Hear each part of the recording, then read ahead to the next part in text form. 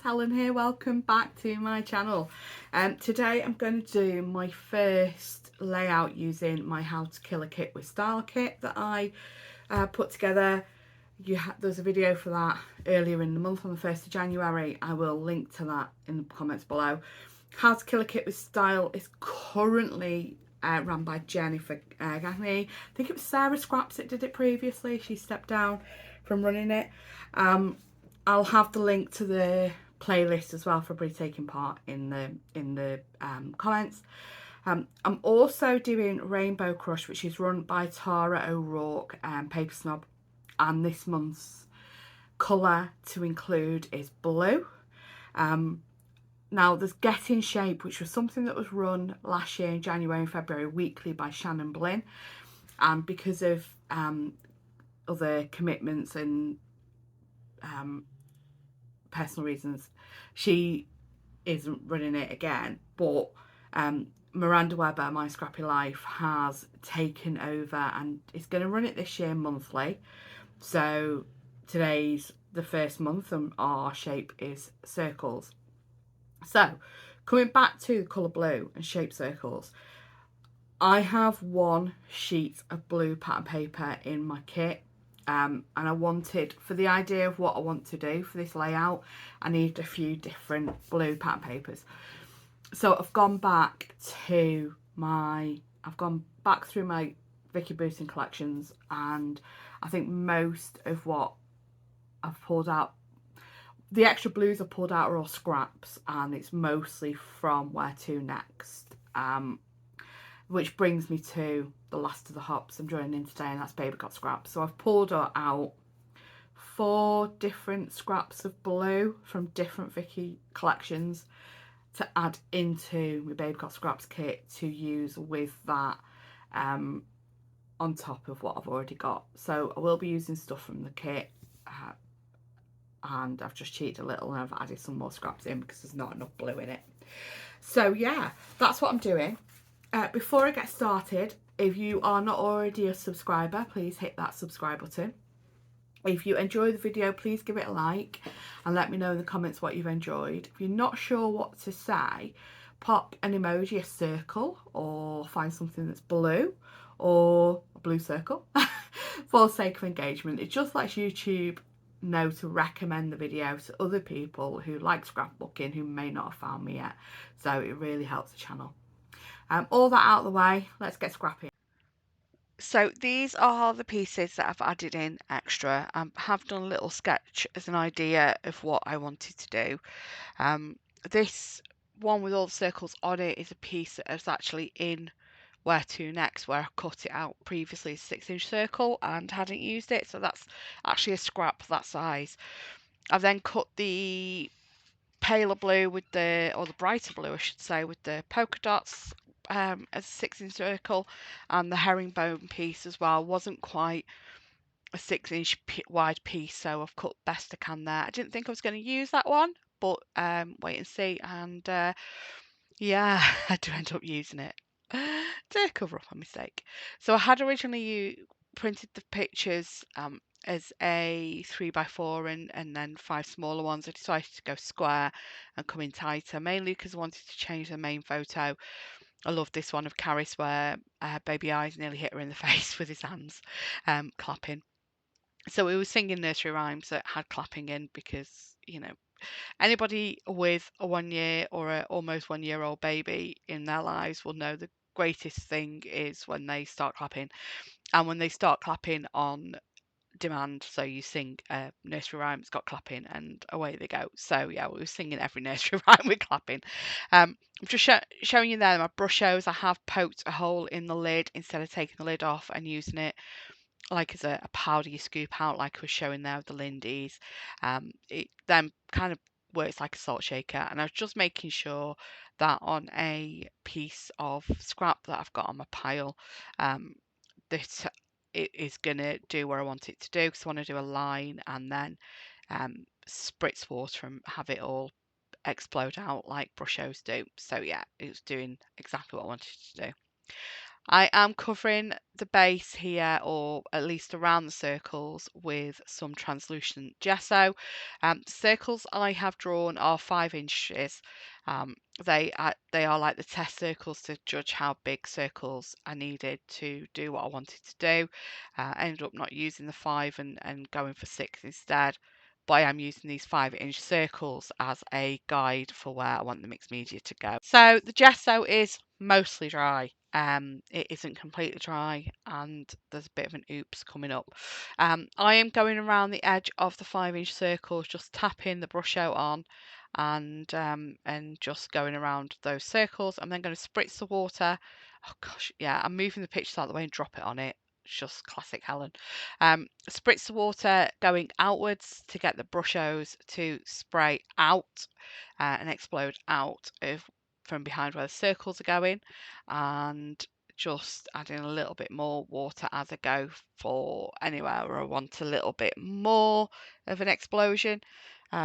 So yeah, happy with that, and then have to set that aside to dry. Whilst that's drying, I do start building the layout. So I have stuck 2 circles together so I can move everything about in one piece, and pop in my foam pads on the back. So these are the 1-inch sticks to foam pads that I got from Hey Little Magpie a couple of years ago. I'm going to need a new roll soon. I'm coming to the end of my wheel of foam.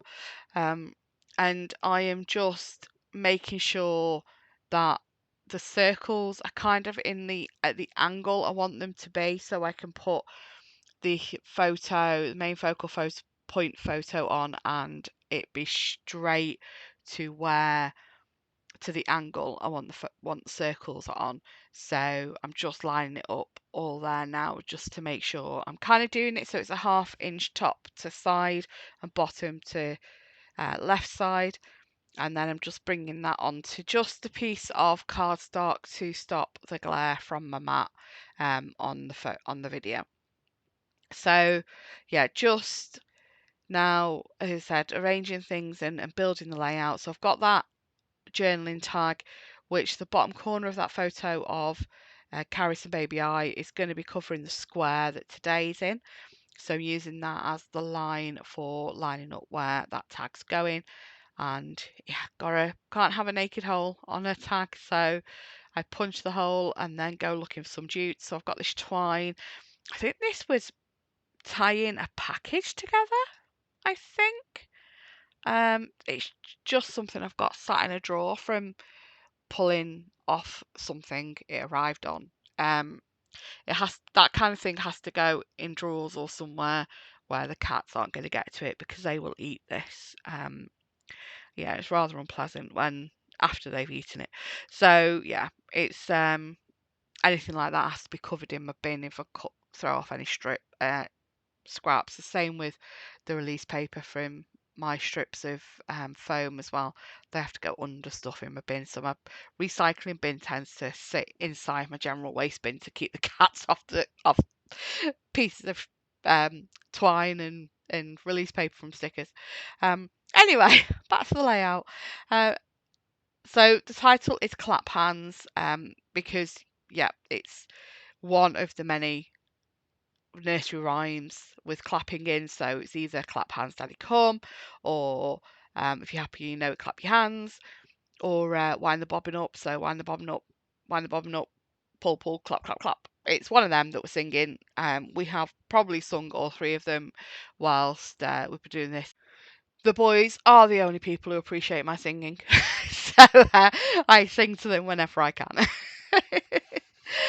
So I'm thinking now of doing the title going around the edge of the circle, and oh my gosh, I'm just showing you my mistake here. So there's this thing where when your mixed media is kind of dry, you put it in a carrier sheet through your Mink, or your 12-inch laminator. I'm really sorry, struggling for words. The problem is if you use something that's going to get tacky when it's warm, so I wouldn't do this with texture paste. I thought the gesso would be fine. I think it would have been if I'd let the gesso dry completely, but because it wasn't dry completely, half of the layout has stuck to the carrier sheet. So because of that, change of plan, and the paper's being used the other way up, and I've brought in that piece that I didn't think I was going to use. So I'm just trying now with that, up the correct way, decide no, it does have to go up the opposite way to what I'd originally planned. And I'm really happy with how it's finished. So I have torn off an inch from each side, and I'm just now going to stick this floral blue pattern paper along the two sides. So I do decide as well, I want to use some of the brush out, a bit of water, turn it into a watercolour paint as a shadow between the curled up piece of paper and the pattern paper, and I do just brush along the edges, the white edge as well of the curled up piece too. This I do get a little bit too wet, so I do end up having to use wet glue because my ATG is just not going to work. So there we go with that. Just a little bit more of the brush out, put more water to make a little bit more of the watercolour. I'm just putting my finger right up to the edge there so it paints my finger and not the paper below it, the cardstock below it. So that's that done, and then this is all going onto this 12 by 12 piece. So I have left the 12 by 12 hole, and I've done that on purpose so that you can see where it's definitely 12 by 12 and I'm not having to try and line it up. So I'm doing the same again here. I'm just coming along and doing a shadow with the watercolour paint made with the brush out. And I do decide actually I really should have distressed everything. So I just distress those edges with its kind of almost, the glue's still tacky at this point, it's lifting up a little bit, so it's fine. So I do that, and then I'm going to distress the circles before I stick them down. And then remember, wait a minute, I've got a full piece of 12 by 12 under this. We need to get that cut out. So this is why I've only put the glue to the very edge of where I need this paper to stick, because I can then cut that middle piece out and I've got the middle bit to use on a layout elsewhere. You can do it where you're just going to cut the strips and just measure it out on your mat so that they are 12 inches. You can do it where you tear the cardstock on your top layer last. I just like doing it that way. I, it's, for me, I find it quickest. It's less faffing.